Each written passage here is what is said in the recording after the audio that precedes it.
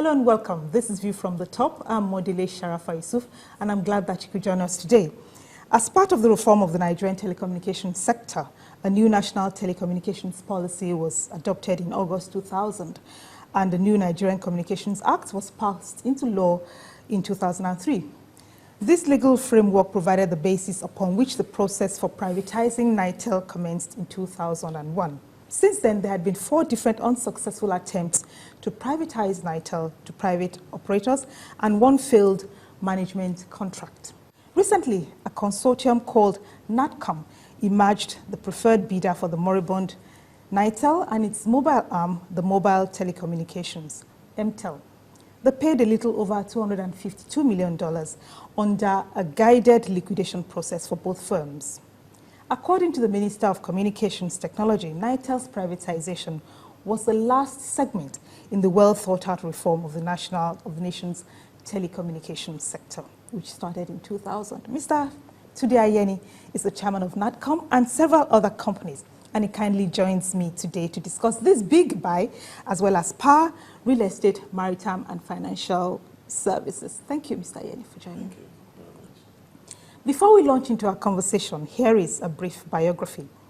Born on April 4, 1967, Mr. Tunde Ayeni was educated at the Ahmadu Bello University, Zaria, and was awarded a Bachelor of Laws in 1991 from the Nigerian Law School.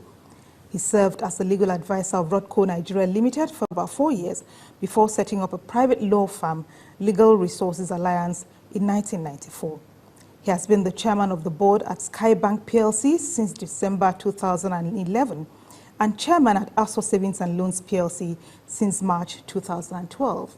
He's a pioneering member and a director in several corporate bodies such as Olutoil Estate Development and Services Limited, National Sports Lottery PLC, Prime Union Investment Limited, among others. He's a fellow of the Institute of Directors of Nigeria and member of various professional associations, including the Nigerian Bar Association and the International Bar Association. He was recently conferred with the National Honor of the Commander of the Order. Why was NITEL an attractive buy for you?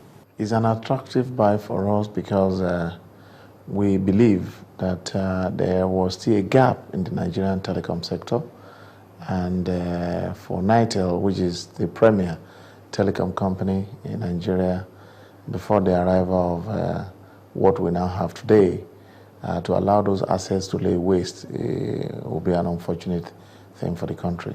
So for us, it's an opportunity that we believe there is a gap in that sector, and we're going to that sector to play and provide more opportunities for the Nigerian consumers. What measures are going to be put in place in order to reposition the company to recapture its pirate place? Well, we partner with one of the best in the world, PCCW of Hong Kong, which is a member of the HKT group, Hong Kong Telecom Group, which I'm sure you will be aware that they also made a bid of £10 billion for the acquisition of O2 in London. So they're a world-renowned telecom company. This is what they know how to do best. With their experience and with the local flavor blending in between the two, we are here to reposition NITEL and bring it back to its glorious days. Your company, Integrated Energy, was the only investor that acquired 2 distribution companies when the PHC and successor companies were privatized. Most Nigerians thought that the successor companies, once they are handed over to the new owners, power supply will immediately improve. But they're getting disillusion. Is it a case of things getting worse before they get better? Modely, I think it's a miscommunication. If you are traveling from Lagos to Ibadan, and then you stop over in Shagam and refill the tank of your car, it doesn't land you to Ibadan immediately. You probably still need about 30 minutes or 45 minutes to drive to Ibadan. And exactly that is what we're going through. Yes, government have sold these companies to private investors. We're investing money. It takes time to graduate from almost less than 3,000 megawatt of power being produced to to ramp up our requirements. Today, I can tell the suppressed demand in Nigeria is over 10,000 megawatts. So, never mind the fact that we're at the distribution end. What I want you to realize is that the power sector has three major phases. We have the generating companies, we have the transmission company, we have the distribution end of it. But even aside this, there is other elements such as the gas producers. You understand me? So all these elements come together. What customers see is that there is power, but there are underlying companies behind the delivery of these powers into the homes. We as distribution companies can only deliver what we get. We are the interface between the value chain and the customers. Customers need to know that, yes, the power sector has been privatized. The journey has begun. The power sector will not be the same in the next 5 years. We will deliver, we are trying to close the gap, the losses, and we are trying as much as possible to invest in that sector, invest in transformer, invest in a metering plan, and all of you. These monies are huge. And even if these monies are available, these materials has to be produced, has to be distributed, has to be fixed, and the right and atmosphere in terms of capacity, knowledge has to be deployed, people has to be trained, so it will take time. But I can tell Nigerians that the journey has begun, and the only thing we can get out of this is success. It was not just the everyday Nigerians that had expectations from this privatized electricity industry. Investors and utility companies also expected certain conditions to have been met by the government upon taking ownership of their acquired electricity assets. What are the challenges that you faced? Huge challenge. Well, it's I can say that even though government they try, they have to still try. They must continue to try harder, because there will always be challenges, and each time we face challenges, we present it to government.